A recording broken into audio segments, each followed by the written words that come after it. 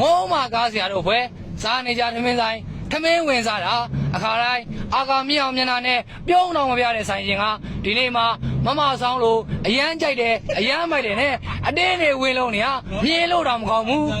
လေကြမေးကြီးတော်မှာတစ်တော်ဗီဒီယိုတွေ့လို့တူထမင်းဆိုင်ကိုလည်းကြောညာပေးပါအောင်လုပ်နေတယ်ရောက်လက်စားနဲ့မထူးတော့ပါဘူးဆိုပြီးကြောညာပေးလိုက်အောင်မယ်ထမင်းဆိုင်ကြောညာဆိုပြီးဆိုင်နာမည်မပါတော့အဆုံးအထိတာကြည့်လိုက်ပါတော့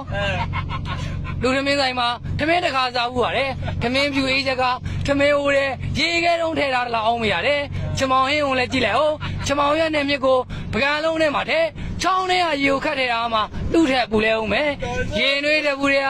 ရေနွေးကိုလည်းငှဲ့ကြည့်လိုက်အောင်အဝီစီးတွင်းရရေကိုပုံးနဲ့ဆွဲတာမှအငွေလေးပါလေးထွက်အောင်မယ်ငပီရေချိုကလည်းတကယ်ကိုငပီနဲ့ရေပဲဘာမှကိုမပါဘူး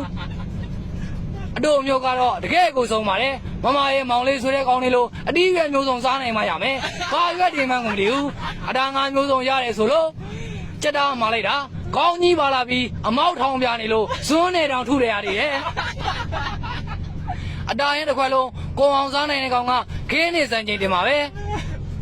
ချမောင်ကျော်လည်းမြည်ကြည့်လိုက်ပါဦးချမောင်ကျော်မစားခင်ဆွေမျိုးသားချင်းနေနာမည်ကိုချရေးထားရမယ်ချမောင်ကျော်စားပြီးအကုန်လုံးမေ့ကုန်တော့မှာထမင်းဟင်းနေရလားဆိုတော့ဆက်ဆံရေးပါအေးတာထမင်းဟင်းမှာပြီးစောင်းတဲ့ကောင်းတာချတာအိတ်ပါဆောင်အောင်မယ်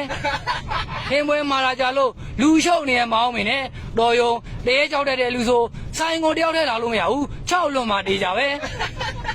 ဆိုင်ရှင်နေအေးရလားဆိုတော့စပွဲတို့ကိုလည်းကြည့်ပါဦးမြောက်ဝင်ရိုးစွန်းရေခဲတောင်ကြားတွေကထွက်လာပြီးတရုတ်နိုင်ငံမှာဖုတ်တဲကရိုက်ခဲ့တယ်လားမသိဘူးစပွဲတို့မျက်နှာကြည့်မဲ့သားရေခဲတုံးကြီးထိုင်းကြည့်နေရမှာနှွေးတယ်လို့ခံစားရတယ်